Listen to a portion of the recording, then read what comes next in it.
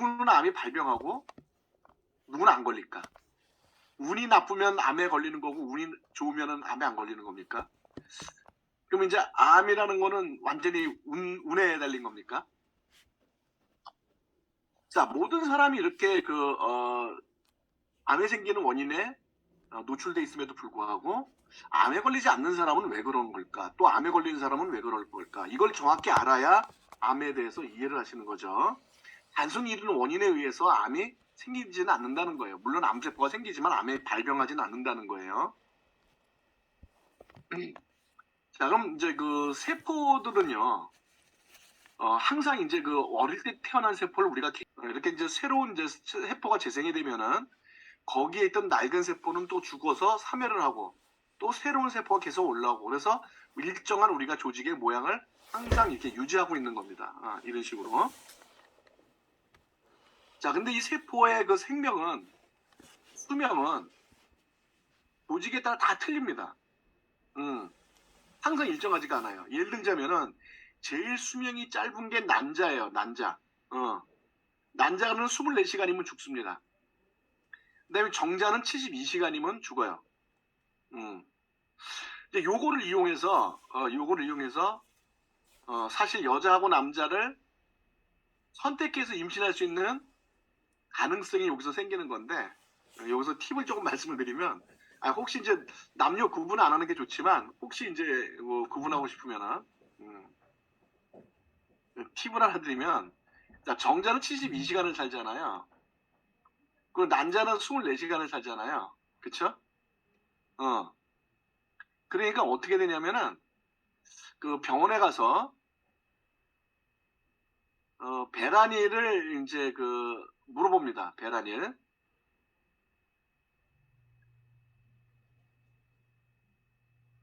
그러면은 이 배란일을 정확히 그 병원에서 알려줘요. 며칠 날 어떤 분은 몇 시까지도 알려줍니다. 몇 시경에 이제 배란이 될 거다라는 걸 알려줘요. 그런데 이 정자 중에서 남자가 되는 정자하고 여자가 되는 정자가 있는데 X 염색체를 갖고 있으면은 여자가 되는 그 정자고 Y 염색체를 갖고 있으면 남자가 되는 정자거든요. 근데 얘는 빨라요. 근데 일찍 죽어요. 근데 얘는 느립니다. 근데 오래 살아요. 그래서 난자가 배란되기 전에 한 2일 전에 이때 이제 사정을 해놓지 않습니까? 그러면은 2일 동안에 남자가 되는 정자는 다 죽고 여자가 되는 정자만 살아남아요. 그래서 이때는 여자가 나올 확률이 80%입니다. 근데 이제 배란일에 맞춰서 배란 직후에 사정을 하지 않습니까? 그럼 남자 정자가 빠르기 때문에 남자가 먼저 만날 확률이 빨라서 이럴 땐 남자가 나올 확률이 80%입니다. 요거 알고 있으면은 남자 여자 두 분에서 날 수가 있어요. 사실은 뭐 완벽하진 않지만 80% 정도 확률로 할 수가 있습니다. 그냥 잠깐 이제 그냥 지나간 얘기로 말씀드렸고요. 그 다음에 위벽세포 같은 경우는 2 내지 3일. 소장 같은 경우에는 한 5일 정도 됩니다. 소장은 5일 단위로 세포가 바뀝니다. 그러니까 세포가 생기면은 5일 정도 살다가 죽어버리고 또 새로운 세포가 생기고 그래요. 굉장히 빠르죠. 그 다음에 이제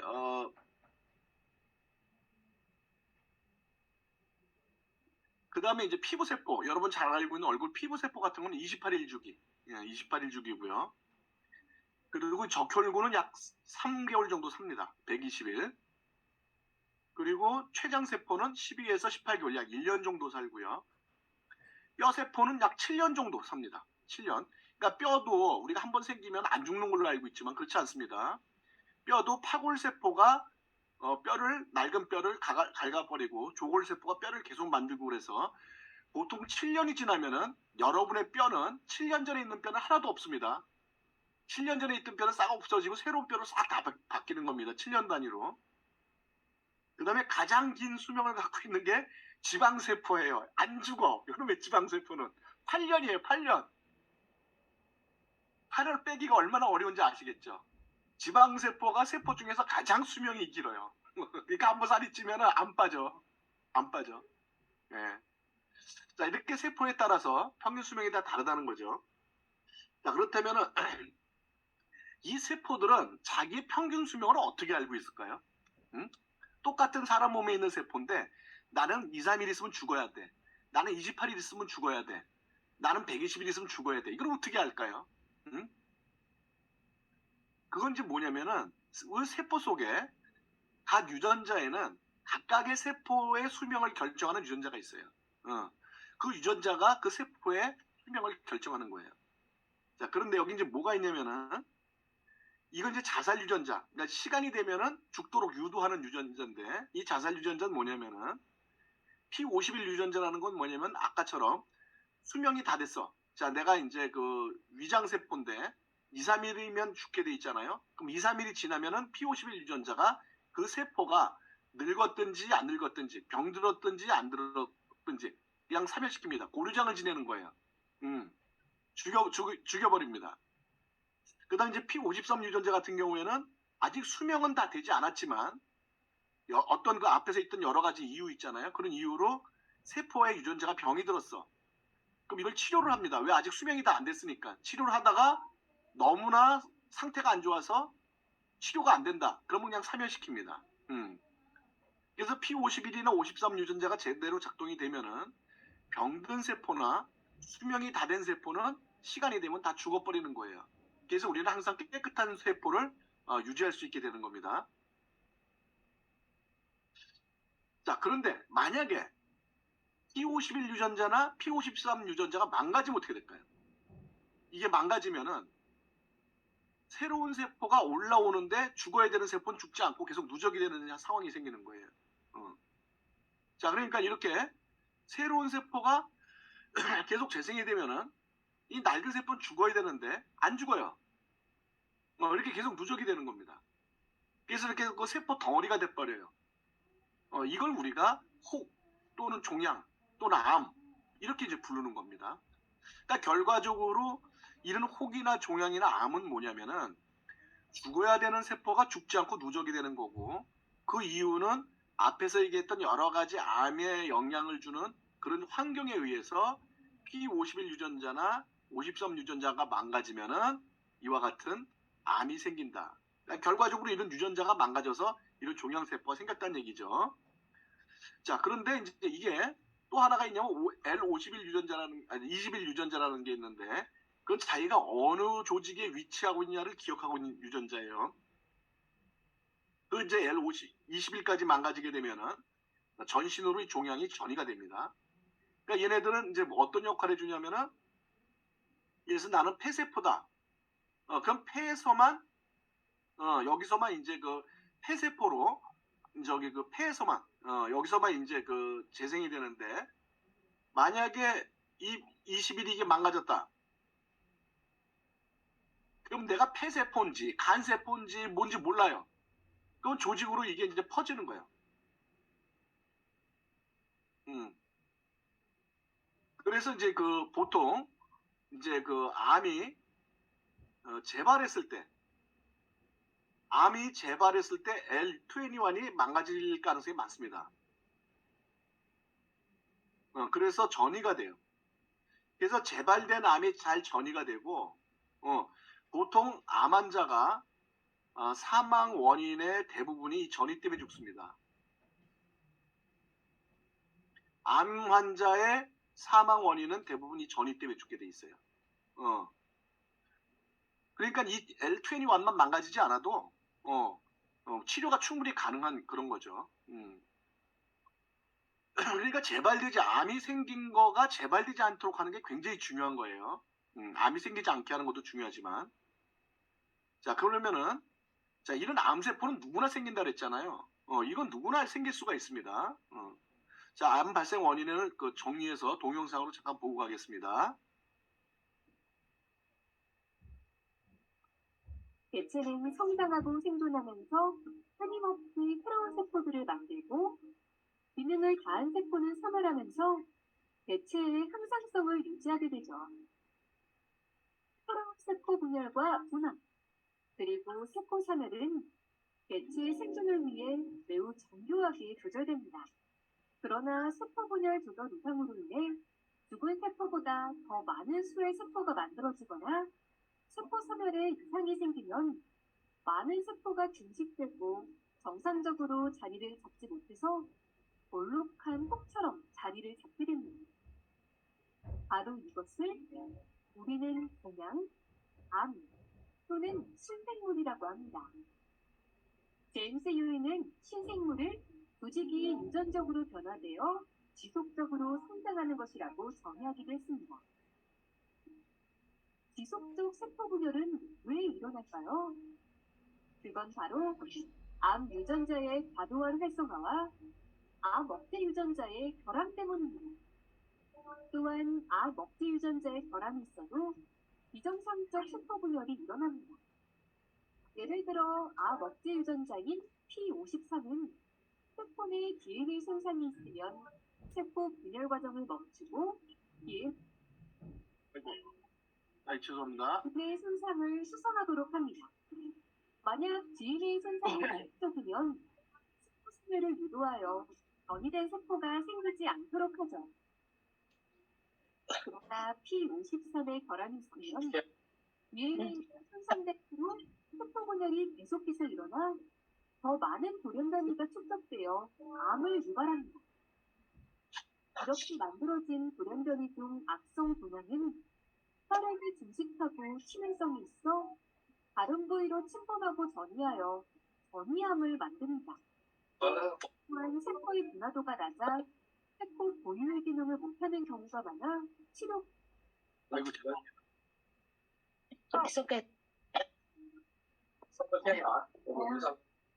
그래서 암으로 인한 사망 원인의 90%가 바로 암 전이 때문입니다. 그렇다면 암 전이는 어떻게 일어날까요?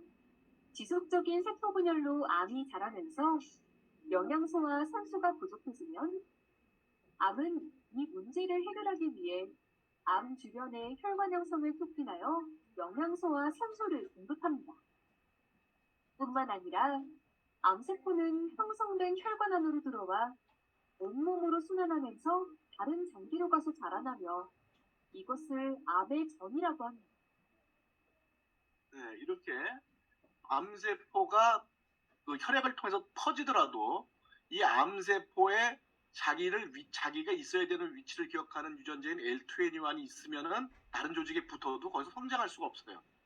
근데 L2N1 유전자가 망가지면 이렇게 돌아다니는 그 세포들이 어느 조직에서라도 다 살 수가 있기 때문에 전이가 돼서 이제 그 온몸에 다 퍼지게 되는 거죠.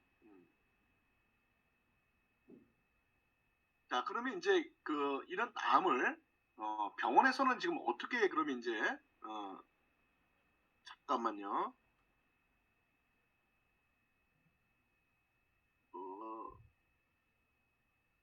이게 왜 잠깐만요. 자, 병원에서는 이 암을 그러면 어떻게 이제 치료를 하느냐, 이제 병원 치료법을 좀 보면은요. 자, 첫 번째 이제 가장 수술요법이죠. 외과적으로 이제 암세포를 직접적으로 이제 그 수술을 통해서 제거하는 겁니다. 그렇죠? 근데 이제 이런 경우에 암이 전이되지 않았을 때는 그 절제 부분만 딱 암이 있는 부분만 딱 절제를 하면 되는데 이 암이 온몸으로 벌써 퍼져버렸다. L2N1 유전자가 망가진 경우겠죠, 그죠? 자, 이게 이제 L21 유전자가 망가져서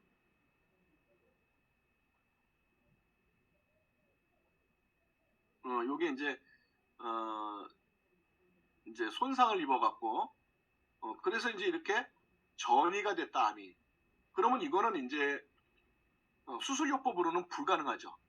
수술요법으로는 불가능하고요. 온몸에 있는 조직으로 다 드러낼 수는 없잖아요. 그렇죠? 그 다음에 두 번째가 이제 뭐냐면 항암요법이라는 건데, 자, 이거는 뭐냐면은 암이 성장을 하기 위해서는 굉장히 암은 빨리 자라기 때문에 다른 조직에 있는 세포보다 많은 영양소가 필요합니다. 그래서 조직으로 혈관을 막 만들어내면서 혈관으로 그 혈관을 통해서 모든 영양소를 독식을 해버려요. 특히 이 단백질 같은 경우에는 이게 암이 이제 그 세포 덩어리잖아요, 그렇죠? 암이라는 건 세포 덩어리잖아요. 그러니까는 이 단백질이 굉장히 많이 필요하거든요. 그러니까 단백질과 영양을 갖다가 완전히 빨아들이기 위해서 혈관을 만들어내기 때문에 이 항암제라는 거는 뭐냐면은 결과적으로 암세포가 혈관을 형성하는 걸 억제하고요.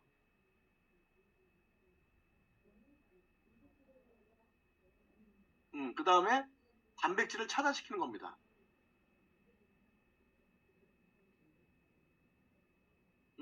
이렇게 되면은 암 성장이 어려워지겠죠.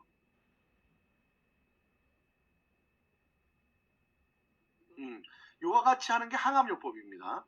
그래서 이제 이거는 그 주변에 있는 영양소를 독점하기 위해서 혈관을 만들어내는 암세포가 혈관을 만들어내는 것을 억제하고 단백질을 차단시키고 하는 역할을 해주는 게 이제 항암요법인데, 이와 같이 암세포는 빨리 자라기 위해서 주변 혈관에다가 혈관 생성 촉진 물질을 뿜어서 혈관을 자기한테 연결시켜서 그 많은 영양소를, 혈관에 있는 많은 영양소를 빨아먹을 뿐만 아니라 이 혈관을 통해서 자기 씨앗도 막 뿌리죠. 근데 이제 L2N1 유전자가 망가지지 않으면 이게 뿌려져 봐야 다른 기관으로 이제 전이는 되지 않는데, 이제 요거까지 손상이 되면 이제 전이가 일어나게 되는 거죠. 다른 조직에 붙어서 이제 성장을 할 수가 있으니까는. 그래서 이제 항암제는 이 암세포뿐만이 아니라 모든 세포에 공급되는 단백질을 차단해요. 암세포만 구분하는 게 아니에요. 모든 세포로 공급되는 단백질을 차단하기 때문에 세포의 성장이나 아까 재생이 둔화됩니다. 이게 모든 세포로 공급되는 단백질을 차단해요.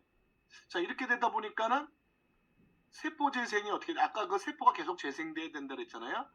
세포 재생이 억제가 되는 거죠.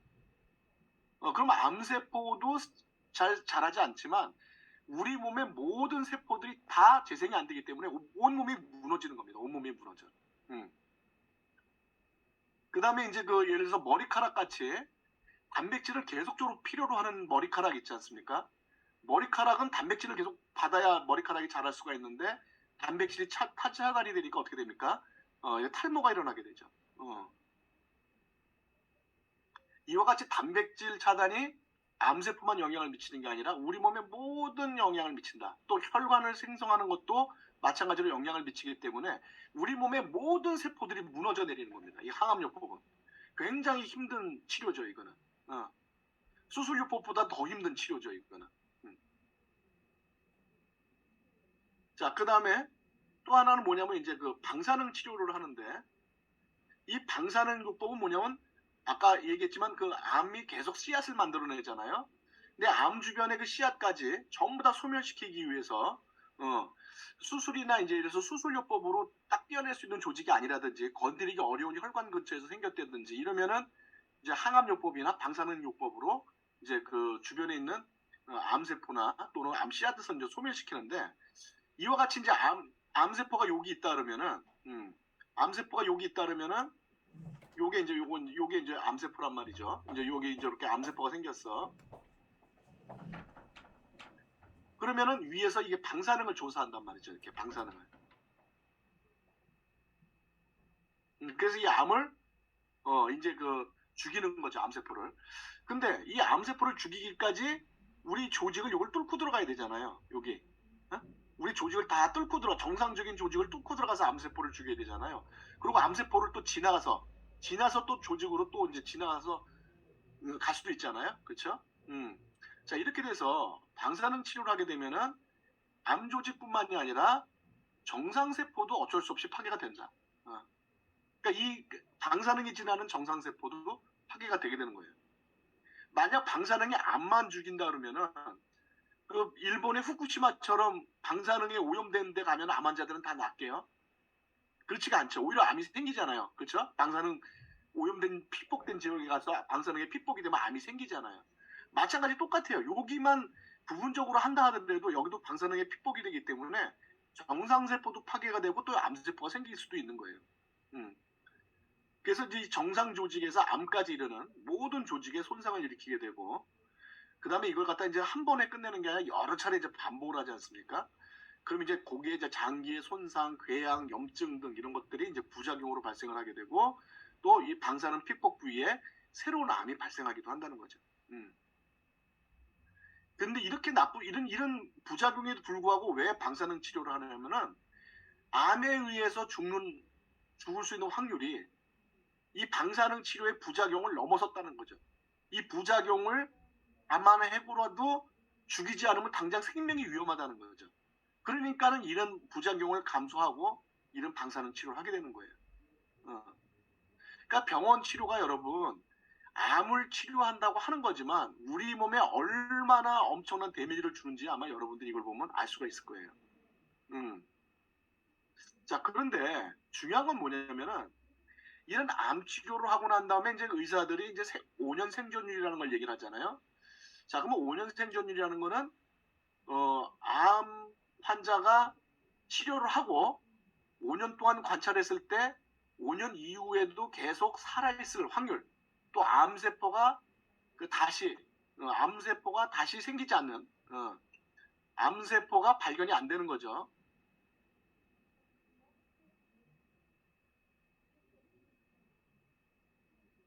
5년 동안 생존을 하면서 암세포가 발견이 되지 않으면 그걸 5년 생존율이라고 얘기하는데, 많은 환자분들이 이 5년 생존율을 완치라고 착각을 한다는 거죠. 이게 완치 개념이 아니에요. 그 5년 생존율이라는 건 왜 있는 거냐면요. 효과가 있는 암 치료법을 구분하기 위해서 의사들이 정해놓은 기준이에요. 어떤 치료법으로 했더니만은 5년 생존율이 몇 %더라. 그럼 이 치료법이 좀 더 효과가 있겠구나. 이렇게 효과 있는 치료법을 구분하기 위해서 의사들이 정해놓은 기준이지, 이게 5년이 지났기 때문에 나는 암에서 완치가 됐다 이렇게 생각하시면 큰일 나요. 왜 그러냐면은 병원 치료는 암세포를 제거만 한 거예요. 이 암이 발생한 원인은 그대로 남아있는 겁니다, 지금. 이거를 알아야 돼요. 병원에서 암세포만 제거했잖아요. 그러니까 암세포가 지금 발생하는 원인은 그냥 그대로 있잖아요, 지금도요. 그러니까 5년 이상이 지났다 하더라도 다시 암이 재발될 가능성은 언제든지 있다는 거예요. 그래서 암이 한 번이라도 생겼거나 치료를 받은 사람은요, 이 암이 발생한 근본 원인을 개선을 하지 않으면은 언제든 재발할 수 있다는 걸 생각을 하시고 조심하셔야 된다는 겁니다. 나는 5년 이상 살았으니까 나는 이제 완치가 됐어. 이렇게 그냥 마음 놓고 있다가는 재발을 하게 되면은 아까도 얘기했지만 L21 유전자가 망가지면서 온몸으로 이제 전이가 돼서 더 이상 암 치료가 불가능한 상태로 되고 사망률이 급격히 상승해 버린다는 거죠. 굉장히 조심해야 되는 거죠. 자, 이제 암이 생긴 근본 원인은 뭐냐? 요게 이제 누구나 암세포가 있는데 왜 누구는 발병하고 누구는 발병하지 않느냐, 그거랑 같은 얘기예요. 그게 이제 어떤 사람은 왜 암이 발병하지 않고 왜 어떤 사람은 발병하고 하는 게 바로 암의 근본 원인이란 말이죠. 그 남한테는 있는 게 나한테는 없기 때문에 암이 생긴 거 아닙니까? 그럼 나는 뭐가 안 돼서 암이 생겼는지 이거를 정확히 알고 있어야지 암세포만 제거했다 그래갖고 그게 치료가 아니라는 거예요. 자, 그럼 암이 발생하는 원인은 뭐냐면은, 자, 이렇게 누구나 다 암세포는 생긴다 그랬죠. 누구나 다 우리 몸속에는 이런 암세포를 우리는 갖고 있어요. 왜? 아까도 얘기했지만 암세포가 생기는 여러 가지 환경적 요인 또는 여러 가지 그 생활의 어떤 그 습관 그리고 음식에 대한 문제 이런 것 때문에 항상 우리 몸속에는 암세포가 생기게 돼 있어요. 그러니까 그 건강한 사람들이 암세포가 생깁니다. 그러면 이렇게 암세포가 생기면은요, 우리 몸에는 T세포라는 게 있는데 이게 뭐 하는 역할이 여러 가지 있는데 그 중에서 이제 굉장히 중요한 게 헬퍼 T세포라 그래갖고 이제 진단하는 역할인데, 이렇게 다니면서 세포들을 감시한단 말이에요. 감시를 해요. 그러다가 암세포를 발견을 하지 않습니까? 그러면은 얘한테 사이토카인이라는 표적 물질을 묻혀요. 요거 암세포야. 요거 죽어야 돼. 하고 이렇게 사이토카인이라는 표적 물질을 이렇게 묻힙니다. 자, 그거 이제 요런 거예요. 자, 이렇게 보면 여기 이제 T세포가 이렇게 돌아다니면서 여기 이제 이렇게 그 막 돌아다니다가 이제 빨간 물질이 막 내뿜죠. 이 빨간 거. 요게 사이토카인이에요. 자, 이 사이토카인을 묻히면은 그 세포는 죽여라 그 뜻이에요. 이렇게 다니면서 빨간 물질을 막 내뿜잖아요. 요게 사이토카인이에요. 그러면 이 사이토카인이 묻으면은 어떻게 되느냐? 우리 몸에 있는 NK세포라는 세포가 와서 NK세포라는 세포가 와서 요게 지금 여기 보시면 요것도 이렇게 그 형광물질 같은 거 있죠. 요 암세포에다가 형광물질 같은 거 이렇게 요렇게 있죠. 요걸 갖다 묻혀놓죠. 이렇게. 이렇게. 요게 이제 표적이 되는 거예요. 얘는 죽여라 하는 표적이 되는 거예요. 자, 이렇게 되면은 NK세포라고 암세포를 죽이는 세포가 와서 얘를 죽여버립니다. 그래서 이렇게 NK세포, 빨간 게 NK세포인데 요게 이제 암세포를 발견하게 되면은 암세포를 죽여버리는 거예요. 자, 이렇게 이제 암세포가 생기면은 요 암세포에다가 NK세포가 구멍을 뚫고 요 안에다가 소금물을 집어넣어요. 그러면 이게 펑 터져버립니다. 이렇게 암세포가. 이게 사멸돼 버려요. 그러니까는 이렇게 사이토카인, 그러니까 T세포가 이렇게 암세포에다 사이토카인을 묻히고 NK세포가 와서 이 안에다가 이 물질을 탁 삽입하면은 얘가 펑 터져서 암세포가 죽어버립니다. 그러니까 암세포가 생겨도 걱정할 필요가 없는 거예요. 암세포를 우리 몸에서 다 죽일 수가 있어요. 아무 문제가 없는 겁니다. 자, 그런데 내가 이 NK세포나 T세포가 건강하지 않다. 이러면 이제 암이 이제 죽지 않잖아요. 암을 죽일 수가 없잖아요. 그러면 암이 발병하게 되는 겁니다. 그러니까 결과적으로는 이거를 해결해야 된다는 거예요. T세포, NK세포를 건강하게 관리하는 거. 이거를 하면은 암세포가 생기지 않거나 또는 치료가 잘 될 수 있는 거고 또 앞으로도 또 암이 재발되지 않는 거고 이게 T세포나 NK세포가 건강하지 않은 상태로 그냥 놔두면은 언제든지 재발될 수 있고 또 암이 생길 수도 있다는 얘기죠. 근데 병원에서 T세포나 NK세포의 면역을 올려주는 치료는 없거든요. 병원에서 그런 치료는 없단 말이죠. 그러니까 할 수 없이 본인이 해야 된다는 거예요. 왜? 병원에서 해주지 않으니까. 그러니까 내가 해야죠. 단순하게 암세포만 제거했다고 치료가 된 게 아니라는 거예요. 자, 그래서 병원 치료는 이 면역을 올려주는 치료가 없습니다. 암세포만 제거하는 거기 때문에 그걸 완치라고 생각하시면 안 된다. 이 면역을 올려줘야 된다는 거죠.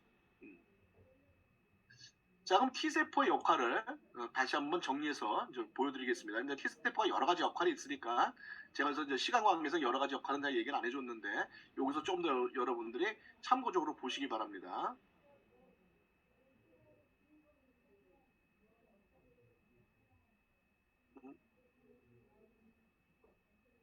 잠깐만요.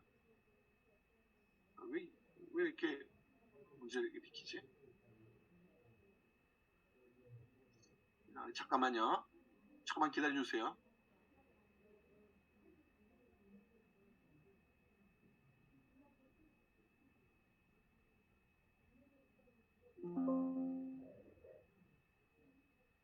오늘 이상하네. 이 세포는 특별한 면역 됐네요. 세포다. 가슴의 흉선이라는 기관에서